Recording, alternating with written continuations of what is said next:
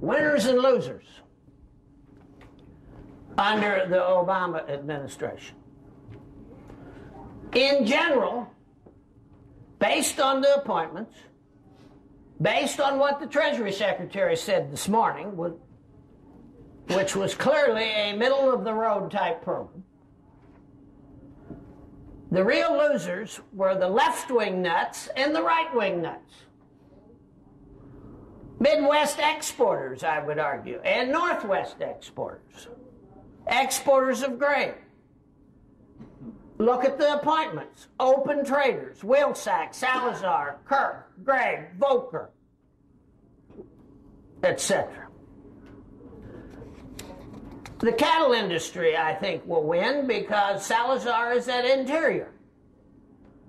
And we will finally get a balance in the use of BLM land, etc. And the economic team, the Secretary of the Treasury said this morning, we've got to get exports moving again. Winners are supporters of the 2008 Farm Bill, supporters of climate change and conservation. Now, who will be the losers? Wealthy landlords, not actively engaged in farming. Now, how do you define that term? It's a lawyer's field day. This administration is going to ratchet that down. The '02 Farm Bill stated clearly, if you have $2.5 million of adjusted gross income, non-farm income, you're not eligible for farm programs. $2.5 million. Before Christmas, it was announced that USDA had paid out $49 million to people who had an adjusted gross income off the farm of more than $2.5 million. Obama announced that needs fixed, and no farm organization can defend it. The '08 Farm Bill ratchets that $2.5 million down to $500,000. That is a huge change. The problem, of course, will be enforcing it. Big losers are the Grocery Manufacturers Association, who joined the Lou Dobbs Club this summer and put out total misinformation on renewable fuels. They blamed the increase in food prices on renewable fuels.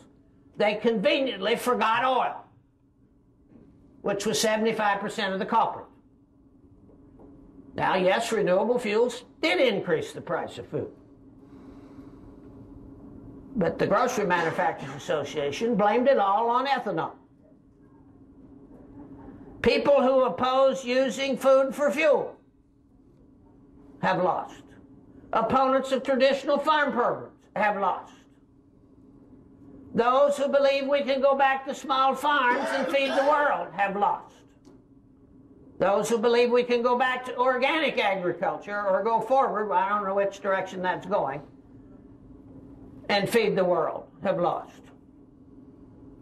When Obama appointed Wilsack, he made a very profound statement. It really jumped up and bit me.